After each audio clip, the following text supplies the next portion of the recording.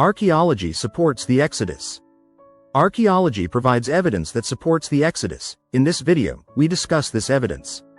1. The Old Testament, Tanakh, presents a collection of historical records that document the history of the Jews and their relationship with God. The Old Testament, Tanakh, states that on the 480th year after the Exodus, King Solomon began to build the temple. From this, we can work back to the date of the Exodus, 1446 BC. 2. So, the Pharaoh of the Exodus was Amenhotep II, of the 18th dynasty. This would make Egyptian princess Hatshepsut the adoptive stepmother of Moses, and Thutmose III the stepbrother of Moses, and the father of Amenhotep II. My comment. Notice that Moses' name is similar to that of his stepbrother, who later becomes Pharaoh. This shows that Moses' name matches the time and place, Egypt, of that time period.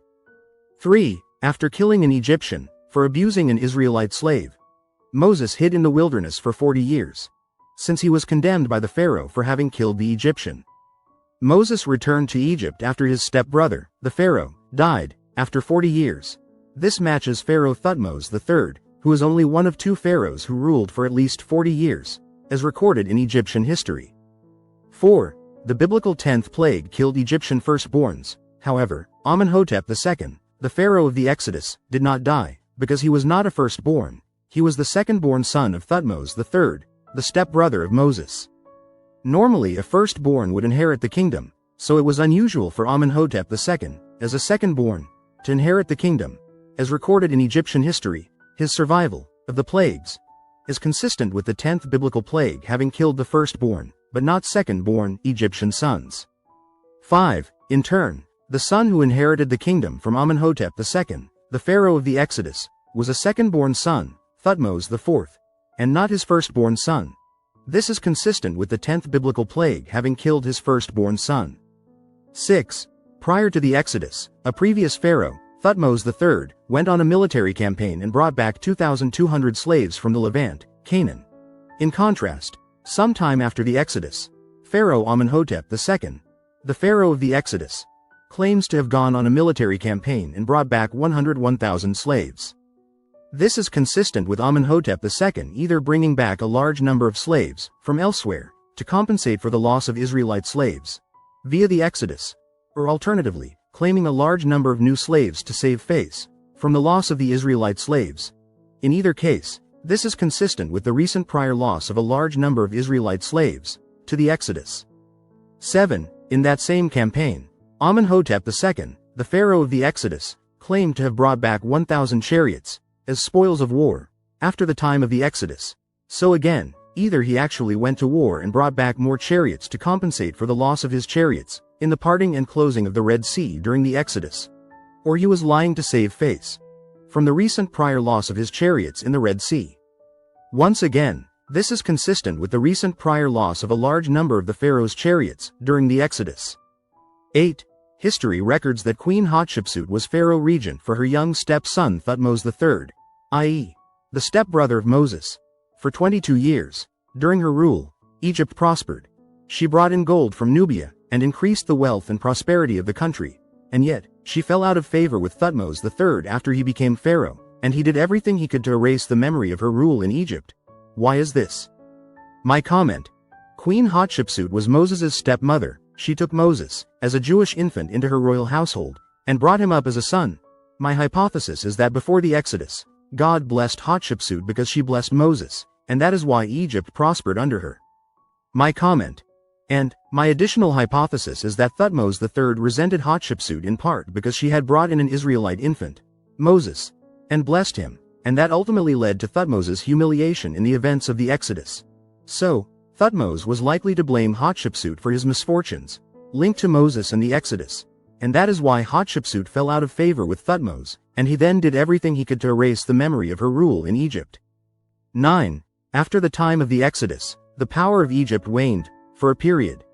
The Tel El Amarna tablets, from the time of Amenhotep III and IV, the grandson and great-grandson of the Exodus Pharaoh Amenhotep II, contain letters from vassal kings complaining to the Egyptian pharaohs that their Canaan lands were being taken over by Hebrews.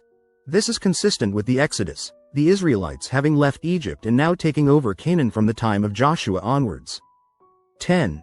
and in response to the letters from the Canaanite vassal kings, the Egyptian ruling pharaoh does nothing to stop the Hebrews from taking the land from the Canaanite vassal kings. This is consistent with the memory of the Exodus event, with the military loss of the Egyptian army being still present in the minds of the pharaohs of that time, and so they did not want to go up against the Israelites again. 9.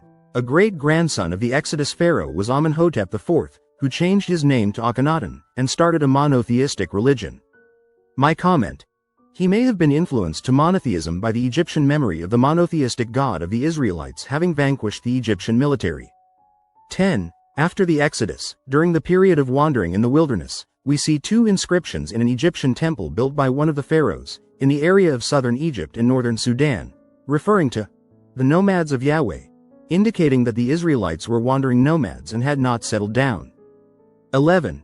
And at the time of the Amarna letters, we see that the Israelites, Hebrews, are attacking and conquering lands from Canaanite vassal kings. This is consistent with the Joshua conquests described in the Bible. 12. From the time of Joshua, we see archaeological evidence of Jericho being conquered and burned, not looted, and its walls falling outward all around the city, consistent with an earthquake, rather than being breached in one or two locations, as would happen in a normal siege. We see archaeological evidence of other cities, mentioned in Joshua, being similarly captured, and of the lands of Shechem being peacefully given to the Israelites, not captured by force. All of these match the biblical accounts. 13. After the 18th dynasty, we have the 19th dynasty, of which the third king is the well-known Ramses II. His son is Merneptah. His stele, called the Merneptah stele, mentions the nation of Israel. The land of Israel had been settled by the Israelites by this time, whereas previously the Israelites were described as nomads of Yahweh. 14. So, we have archaeological evidence that confirms that the Exodus took place.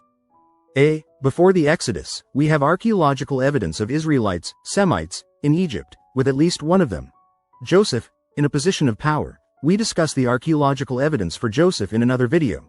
And then as the years go by, we have evidence of Israelites, Semites, being reduced to being slaves and servants in Egypt. Then we have archaeological evidence that the Hebrews disappeared from Egypt at the time of the Exodus, about 1446 BC. And we see archaeological evidence of them being nomads of Yahweh, as they wander in the wilderness for 40 years. And then we see archaeological evidence of them attacking and conquering Canaanite lands from vassal kings of Egypt. And then we see archaeological evidence of them established as the nation of Israel, living in the land of Israel. Conclusion: archaeology provides evidence that supports the Exodus. Thanks to Gary Bates, Dr. Titus Kennedy, Dr. Stephen Meyer, CMI, and Discovery Science, for concepts discussed in this video. Added comments are mine.